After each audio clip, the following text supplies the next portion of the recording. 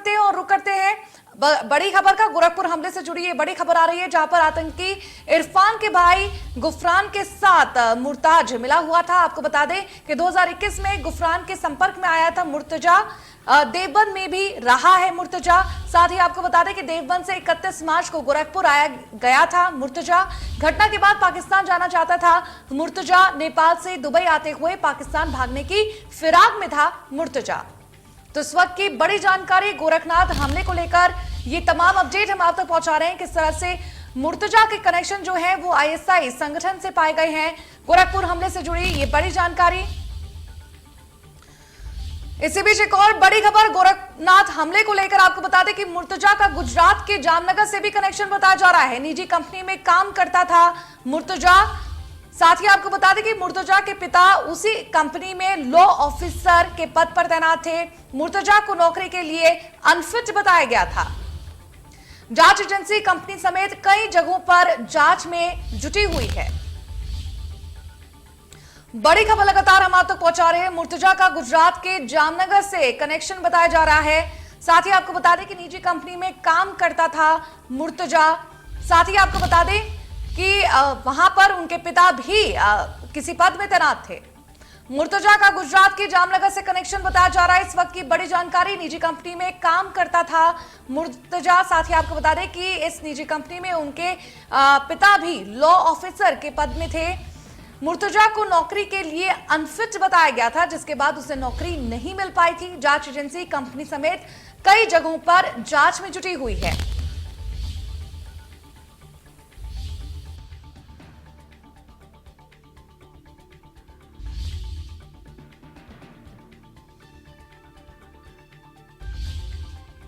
किस तरह से गुजरात के जामनगर से कनेक्शन बताया जा रहा है मुर्तजा का। मुर्तजा के पिता एक कंपनी में काम करते थे, जिसमें मुर्तजा ने भी अप्लाई किया था, लेकिन अनफिट होने के बाद उसे ये नौकरी नहीं मिल पाई। मुर्तजा का गुजरात के जामनगर से कनेक्शन बताया जा रहा है। लगातार ये बड़ी जानकारी हम आप तक पहुंचा रहे हैं। किस तरह से गोरखनाथ मंदिर हमले में सूत्रों के हवाले से ये बड़ी खबर आई है, जहां पर मुर्तजा का कनेक्शन गुजरात से भी मिला है। इससे पहले आपको बता दें कि मुर्तजा की तरफ से कई ऐसी जांच एजेंसियां हैं जो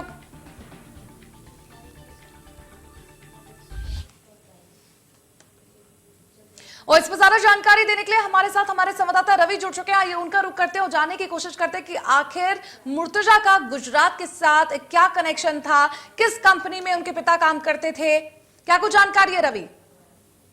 देखिए, अलग अलग कनेक्शन को तलाशा जा रहा है और सबसे बड़ी बात यह है कि गोरखपुर से अब यूपी एटीएस की जो टीम है वो मुर्तजा को लखनऊ ले आई है और जहां पर उससे पूछताछ की जा रही है। और साफ तौर पे सबसे बड़ी बात यह है कि जिस तरीके का जो घटनाक्रम रहा और गोरखपुर में मंदिर में हमले का जो मामला था, उसके बाद जो वीडियो सामने आया, उसके बाद उसकी गिरफ्तारी हुई है और गिरफ्तारी के बाद अभी वो रिमांड पर है। कई सारे पहलू है, इस पहलुओं को लेकर जांच की जा रही है। अगर बात करें तो गुजरात ही नहीं बल्कि मुंबई और कई सारे कनेक्शन हैं वो देखे जा रहे हैं। अलग अलग देश के जो कोने हैं, अलग अलग हिस्से हैं, कई हिस्सों में अलग अलग उसका लिंक है वो तलाशा जा रहा है। जो उसके बाद मोबाइल नंबर बहुत सारे मिले थे, जिसमें से ज्यादातर नंबर है मुंबई के बताया जा रहे थे। तो मुंबई का क्या कनेक्शन है, इसने क्या कहीं से ट्रेनिंग मिली थी, उसके अलावा जो आतंकी संगठन उसका क्या लिंक है, सोशल मीडिया पे भी लगातार एक्टिव रहा है, सोशल मीडिया पे किस तरीके से किसको फॉलो करता था, इसके फॉलोवर कौन है। हालांकि ज्यादा फॉलोवर इसके नहीं है, लेकिन जिस तरीके से सोशल मीडिया पे भी एक्टिव रहा है, बहुत सारे वीडियो हैं वो मिले हैं। और जिस तरीके से अगर बात करें तो जो इसका लैपटॉप मिला है, लैपटॉप में बहुत सारी चीजें हैं, उस पर भी कहीं ना कहीं कुछ साक्ष्य मिलने की उम्मीदें हैं और उसको कहीं ना कहीं एंगल जरूर मिलेगा जांच आगे बढ़ाने को लेकर। और सबसे बड़ी बात यह है कि लगातार कई लोग हिरासत में भी लिए जा रहे हैं, जो कि सूत्रों के हवाले से खबरें आ रही है। उनको लिंक है वो तलाशा जा रहा है कि किस तरीके से ये मुर्तजा है इस पूरे ऑपरेशन कर रहा था, क्या वो अकेला ही इस पूरे मामले में शामिल रहा है या इसके साथ और भी इसके लोग साथी रहे हैं। फिलहाल बहुत सारे सवाल है, जिन सवालों के जवाब है वो यूपी एटीएस की टीम तलाश रही है, इससे पूछताछ की जा रही है। पूछताछ के बाद जो मोबाइल फोन मिला है या उसके बाद लैपटॉप मिला है या दूसरी चीजें मिली है, उन सभी चीजों का कनेक्शन है वो तलाशा जा रहा है और पूछताछ है वो लगातार की जा रही है। सभी कनेक्शनों को देखा जा रहा है। विदेशी फंडिंग पे भी नजर है जो जांच टीम है उसकी, और उसके अलावा इसका क्या कनेक्शन किस किस संगठन से है या नहीं है, ये मतलब सभी सवालों के जवाब है वो तलाशे जा रहे हैं। और अभी जो यूपी एटीएस की टीम है वो गोरखपुर से उसको सुबह लखनऊ ले आई है। अब यहाँ इससे पूछताछ लगातार जारी रहेगी, यानी रिमांड के दौरान इससे सभी सवालों के जवाब है वो लिए जाएंगे।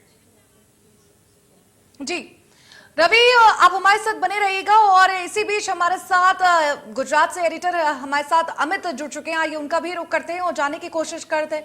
अभिजीत हमारे साथ जुड़े हुए हैं, माफ करिएगा। अभिजीत का रुख कर लेते हैं और उनसे जानने की कोशिश करते हैं कि एक बड़ा खुलासा भी हुआ है। लगातार जो जांच एजेंसी है वो जांच करने की कोशिश कर रही है। पहले मुंबई से कनेक्शन बताया जा रहा था, उसके बाद देवबंद का भी कनेक्शन आया, नेपाल का कनेक्शन आया, किस तरह से वो फिराक में थे। अभिजीत, अब आया है कनेक्शन गुजरात से, गुजरात के जामनगर से उनका कॉन्टैक्ट था, क्या कुछ जानकारी है इस खबर पर?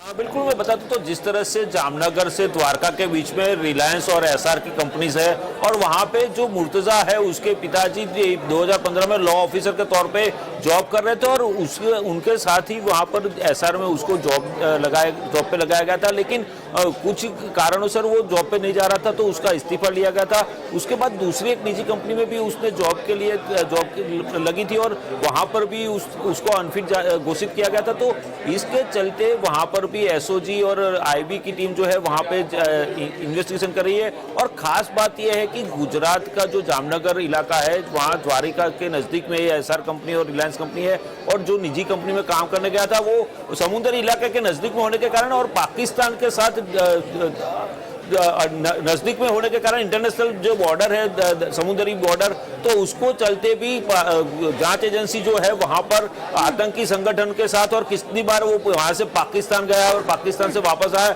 उसके बारे में भी जांच कर रही है। जी जी, साथ ही अभिजीत ये भी कह सकते हैं क्या मानसिक रूप से भी मुर्तजा जो है वो बीमार चल रहा था, क्योंकि ये बात सामने आई है कि जब वो अपने पिता के दफ्तर में गया अप्लाई करने के लिए तो वहां पर उसे अनफिट बताया गया। इस पर कुछ प्रकाश डालेंगे? बिल्कुल, जिस तरह से उसको जॉब लगी थी एसआर में, उसके पिताजी जो लॉ ऑफिसर के तौर पे थे वहां पर ही उसकी जॉब लगी थी और वहां पे उसको अनफिट घोषित किया गया। हालांकि जिस तरह से बड़ी कंपनियां होती है वहां पे सभी का मेडिकल चेकअप होता है, उसमें अनफिट घोषित किया। लेकिन अभी जांच एजेंसी जो है वहां पर इन्वेस्टिगेशन कर रही है और उसके डॉक्यूमेंट्स देख रही है और डॉक्टर्स के जो सर्टिफिकेट वगैरह वहां पर जो है जिसके कारण उसको अनफिट घोषित किया था, तो उसके पीछे का रीजन क्या है, वजह क्या है, वो जानने की कोशिश कर रही है। और खास तौर ये बता दूं कि गुजरात एटीएस भी कभी भी वहां पर जामनगर पहुंच सकती है और वहां पर जांच पड़ताल में एसओजी और आईबी के साथ में मिलकर वहां से इन्वेस्टिगेशन शुरू करेगी। और दूसरा, गुजरात की एटीएस की जो टीम है वो यूपी भी जाने वाली है, वो गोरखपुर में, और मुर्तजा से भी पूछताछ करेगी क्योंकि गुजरात में बहुत सारे ऐसे इंसिडेंट पास्ट में हुए तो उसको चलते भी उसका कनेक्शन कहां कहां गुजरात में और जगह उसके तार जुड़े हुए वो भी जांच करेगी। जी जी, साथ ही अभिजीत ये भी जानना चाहेंगे, पढ़ाई जो है मुर्तजा ने मुंबई से की है, आईआईटी में उन्होंने पढ़ाई की है, उसके बाद नौकरी के लिए वो गुजरात गए। कहीं ना कहीं पूरे स्टेट्स की अगर बात करें तो उनके तार जो है वो धीरे धीरे नेटवर्किंग पता चल रही है, तो एक बड़े नेटवर्क का खुलासा हो सकता है। बिल्कुल, जिस तरह से वो आईआईटी पास आउट था और आईआईटी में स्टडी किया था, उसके बाद वो जॉब के लिए गुजरात में आया था, उसके पिताजी वो वहां पर जॉब कर रहे थे, तो जिस तरह से वो जॉब करना नहीं चाहता था उसके पीछे का मकसद क्या था और कितने सालों से ये जाकिर नाइक और दूसरे आतंकी संगठन और खास करके आईएसआईएस से प्रेरित था, तो कब से था वहां पर, किस तरह से वो वहां से कांटेक्ट कर रहा था और किसके संपर्क कर रहा था, वो सब इन्वेस्टिगेशन में बाहर आएगा। जी जी, अभिजीत, इस पर तमाम जानकारी देने के लिए, हमारे साथ बने रहने के लिए आपका बहुत बहुत शुक्रिया। रवि भी हमारे साथ बने हुए थे, उनका भी बहुत बहुत शुक्रिया। फिलहाल बुलेटिन में बस इतना ही, मुझे दीजिए इजाजत और ऐसे ही तमाम अपडेट के लिए देखते रहिए इंडिया न्यूज उत्तर प्रदेश उत्तराखंड।